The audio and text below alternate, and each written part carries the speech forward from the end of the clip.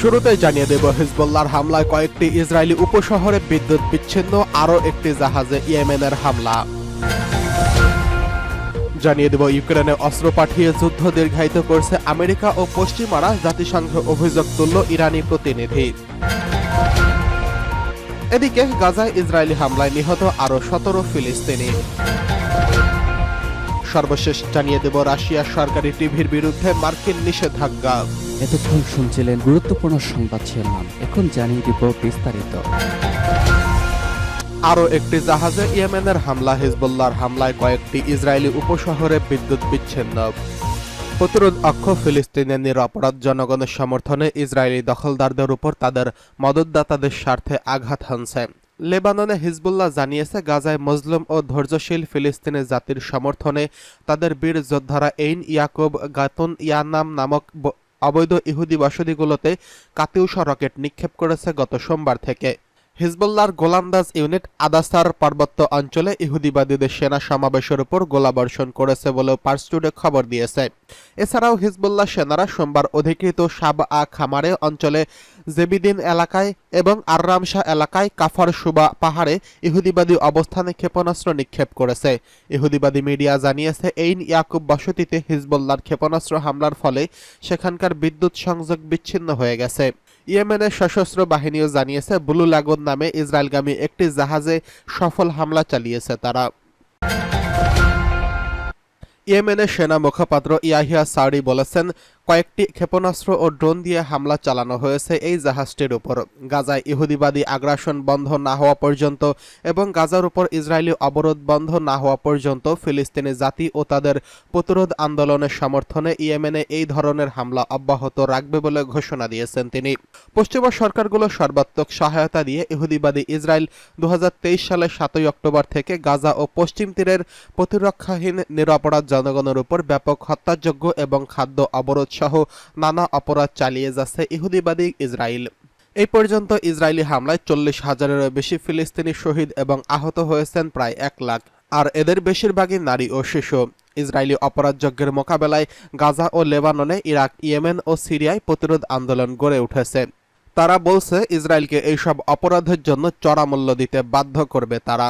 ইসরায়েলের অস্তিত্ব গড়ে ওঠে 1917 সালের উপনিবেশবাদী ব্রিটেনের ব্যালফোর নামক ঘোষণার আলোকে এবং বিশ্বের নানা অঞ্চল থেকে ইহুদিদের ফিলিস্তিনে অভিবাসন করতে উৎসাহ জুগিয়ে। 1948 সালে ইসরায়েল তার অস্তিত্ব ঘোষণা করে। সেই থেকে ফিলিস্তিনি জনগণের বিরুদ্ধে গণহত্যা এবং গোটা ফিলিস্তিনিদের ভূখণ্ডকে দখলে নেওয়ার নানা ষড়যন্ত্র বাস্তবায়নের পদক্ষেপ নেওয়া হচ্ছে।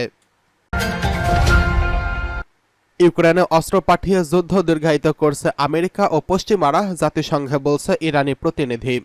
ইউক্রেনে রাশিয়ার সামরিক অভিযানে তেহরানের ভূমিকা রয়েছে বলে আমেরিকা, ব্রিটেন ও ফ্রান্স যে দাবি করেছে তাকে ভিত্তিহীন বলে উড়িয়ে দিয়েছে ইসলামী প্রজাতন্ত্র ইরান। তেহরান বলছে, ইসলামী প্রজাতন্ত্র নয়, বরং পশ্চিমা দেশগুলো ইউক্রেনে অস্ত্র সরবরাহ করে যুদ্ধকে দীর্ঘায়িত করছে। জাতিসংঘে ইরানের স্থায়ী প্রতিনিধি আমির সাইয়দ ইরাভানি গতকাল বিশ্ব স্বাস্থ্য সংস্থার মহাসচিব এবং নিরাপত্তা পরিষদের প্রেসিডেন্টের কাছে পাঠানো এক চিঠিতে ওই মন্তব্য করেছেন। 30 আগস্ট নিরাপত্তা পরিষদের বৈঠকে আমেরিকা, ব্রিটিশ ও ফরাসি রাষ্ট্রদূতরা রাশিয়া ইউক্রেন সংঘাত নিয়ে তেহরানের বিরুদ্ধে সমন্বিত অভিযোগ তোলার পর আমির সাইয়দ ইরাভানি এই কথা বললেন।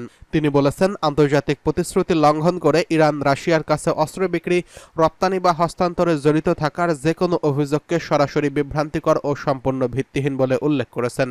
তিনি আরও বলেন, ইসলামী প্রজাতন্ত্রের এই অভিযোগগুলোকে নিছক তাদের নিজস্ব রাজনৈতিক স্বার্থ রক্ষার লক্ষ্যে নিরাপত্তা পরিষদের এই 3 স্থায়ী সংসদের সংকীর্ণ এবং অদূরদর্শী রাজনৈতিক এজেন্ডা হিসেবে বিবেচনা করা হয়।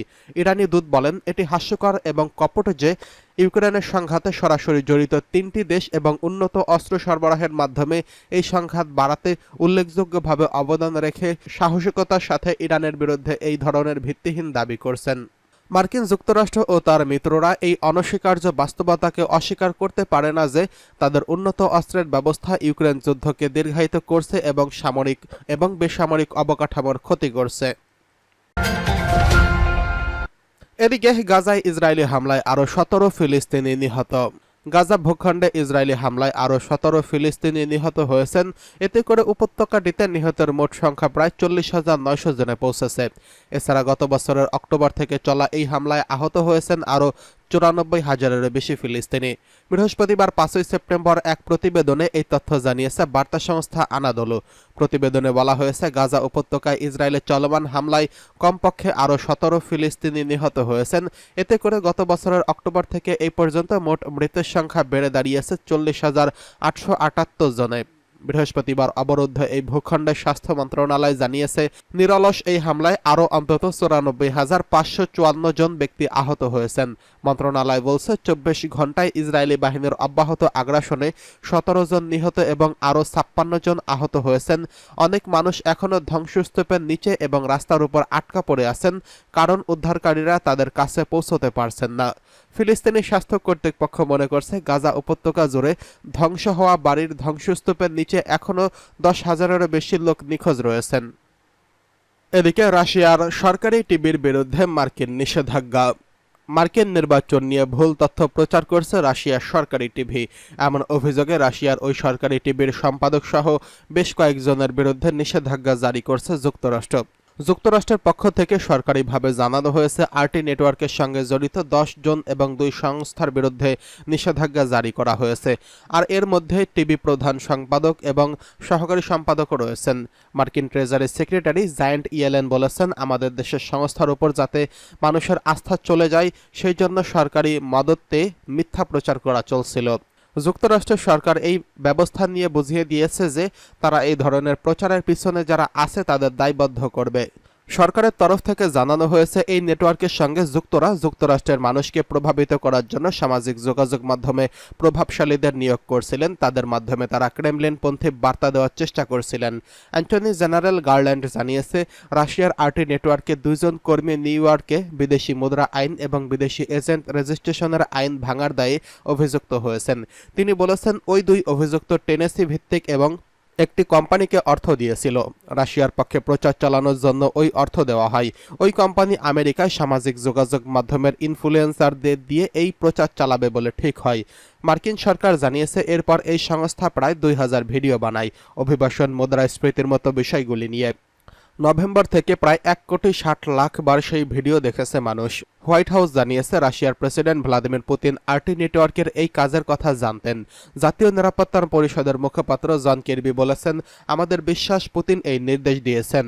মার্কিন নির্বাচনের হস্তক্ষেপ করা নিয়ে যুক্তরাষ্ট্র এই প্রথমবার রাশিয়ার বিরুদ্ধে অভিযোগ করল এমন নয়। মার্কিন গোয়েন্দা বিভাগের প্রকাশিত রিপোর্টে বলা হয়েছে, 2020 সালে রাশিয়ার সরকার সাবেক প্রেসিডেন্ট ডোনাল্ড ট্রাম্পের অনুকূলের ভোটদাতাদের প্রভাবিত করার চেষ্টা করছিল। 2016 সালের ভোটেও রাশিয়া হস্তক্ষেপ করছিল বলে মার্কিন গোয়েন্দারা মনে করেন। সেখানে তারা ট্রাম্পের পক্ষে ছিল বলে মনে করেন তারা। পরে ট্রাম্পের টিমের সঙ্গে রাশিয়া বেআইনি আতাত নিয়ে তদন্ত হয়, কিন্তু সেই তদন্তে পর্যাপ্ত প্রমাণ পাওয়া যায়নি।